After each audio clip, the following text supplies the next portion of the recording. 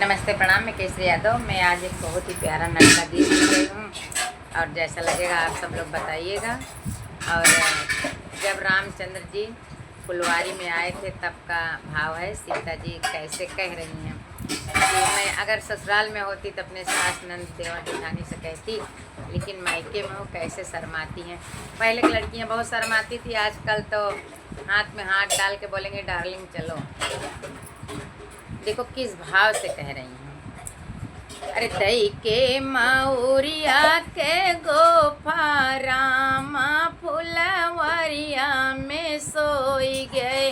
दई के मऊरिया के गोफा रामा फुलवरिया में सोई गए।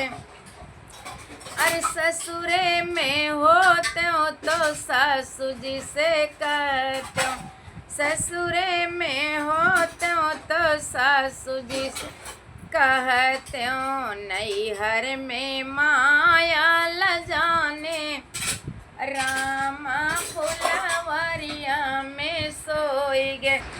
दई के मऊरिया के गोफा रामा फुलवरिया में सोई गए। अरे ससुरे में होते हो जेठान जिसे कहते हो, ससुरे में होते हो जेठान जिसे कहते हो। नैहर में चाची ल जाने रामा फुलवरिया में सोई गए। नैहर में चाची ल जाने रामा फुलवरिया में सोई गए। दई के मऊरिया के गोफा रामा फुलवरिया में सोई गए।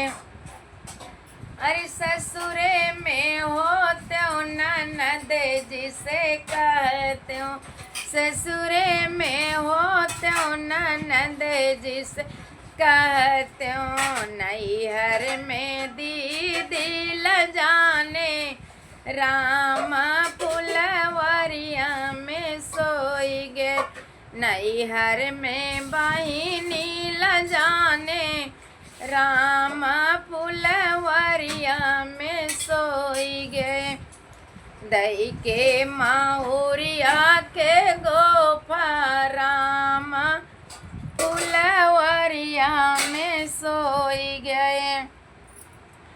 अरे ससुरे में होते हो देवरान जिसे कहते हो, ससुरे में होते हो देवरान जिसे कहते हो। नैहर में भाभी ल जाने रामा फुलवरिया में सोई गए।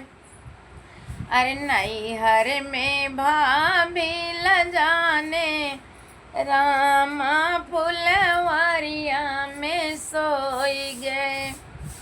दई के मऊरिया के गोफा रामा फुलवरिया में सोई गए।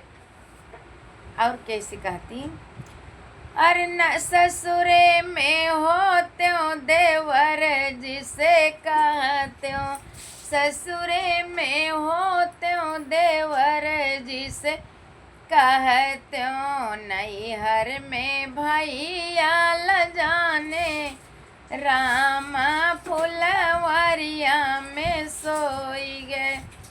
दई के मऊरिया के गोफा रामा फुलवरिया में